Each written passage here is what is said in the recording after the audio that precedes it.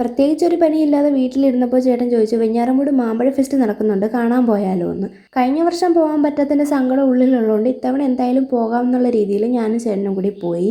വെഞ്ഞാറമൂട് ലീലാരവി ഹോസ്പിറ്റലിൻ്റെ സൈഡിലൂടെ ചേർന്നാണ് മാമ്പഴമേള ഫെസ്റ്റ് നടക്കുന്നത്. ചെന്ന് കയറിയപ്പോൾ മാമ്പഴത്തിൻ്റെ ഒരുപാട് വെറൈറ്റീസ് ഉണ്ടായിരുന്നു. സിന്ദൂരം, പിന്നെ വാഴപ്പൂ എന്നൊക്കെ പറഞ്ഞ് കുറച്ച് വെറൈറ്റീസൊക്കെ ഉണ്ടായിരുന്നു. പിന്നെ ഉള്ളിലോട്ട് ചെന്നപ്പോൾ ബുക്സിൻ്റെ സ്റ്റാളായിരുന്നു. കുട്ടികൾക്കുള്ള ബുക്ക് ഉൾപ്പെടെ വലിയവർക്ക് വായിക്കാൻ പറ്റുന്ന പുസ്തകങ്ങളൊക്കെ ഉണ്ടായിരുന്നു. നോവൽസ്, കഥ, ചെറുകഥകൾ, കടങ്കഥകൾ, പഴഞ്ചൊല്ലുകൾ, പിന്നെ ഇംഗ്ലീഷ് നോവൽസ്, അങ്ങനെ ഒരുപാട് ബുക്സ് ഐറ്റംസ് ഉണ്ടായിരുന്നു. എനിക്ക് 2-3 ബുക്കൊക്കെ വാങ്ങിക്കണമെന്നുണ്ടായിരുന്നു. പക്ഷെ അതിൽ നിന്ന് ഞാൻ ഒരു ബുക്കേ സെലക്ട് ചെയ്തിട്ടുള്ളൂ. ആ ബുക്ക് ഏതാണെന്ന് ഞാൻ നിങ്ങൾക്ക് അവസാനം കാണിച്ചു തരാം. ഒരുപാട് ഇഷ്ടപ്പെട്ട് വാങ്ങിയ ബുക്കാണത്.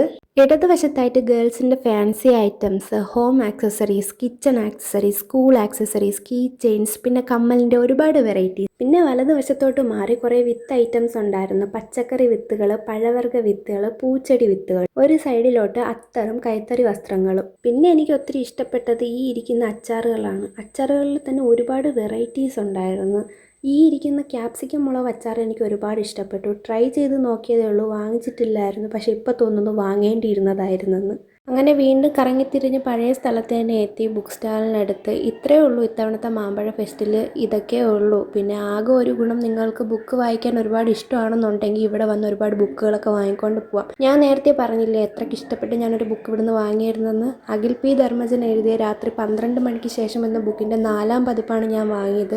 പിന്നെ അതും വാങ്ങി പെറ്റ് ഷോ കാണാൻ പറ്റാത്തതിൻ്റെ സങ്കടത്തോടെ ഞങ്ങൾ അവിടെ നിന്ന് ഇറങ്ങിയായിരുന്നു. ആ വിഷമം മാറ്റാൻ വേണ്ടിയിട്ട് നേരെ ചായ കുടിക്കാൻ പോകാമെന്ന് തീരുമാനിച്ചിറങ്ങി. വെഞ്ഞാറമൂടത്തെ ബ്ലോക്കും കഴിഞ്ഞ് ഒരു 4:45 ആയപ്പോഴത്തേക്കും ഞങ്ങൾ പുത്തരിപ്പാടത്തെത്തി. പുത്തരിപ്പാടത്തിൻ്റെ പ്രത്യേകത എന്ന് പറയുമ്പോൾ ഇവിടുത്തെ ഷവർമ്മയ്ക്കൊക്കെ 59 രൂപയേ ഉള്ളൂ.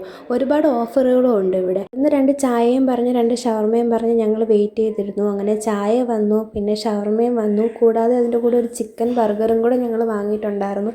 ആദ്യമായിട്ടാണ് ഇവിടുത്തെ ചിക്കൻ ബർഗർ കഴിക്കുന്നത്. അതും എനിക്ക് ഇഷ്ടപ്പെട്ടായിരുന്നു, ഒരു കുഴപ്പവും ഇല്ലായിരുന്നു. പിന്നെ വീട്ടിലത്തേക്ക് 2 പാഴ്സലും വാങ്ങിച്ചിട്ട് അവിടെ നിന്ന് ടാറ്റയും പറഞ്ഞ് വീട്ടിലോട്ടിറങ്ങി. അപ്പോൾ ഇന്നത്തെ വീഡിയോ ഇത്രയേ ഉള്ളൂ. Bye bye.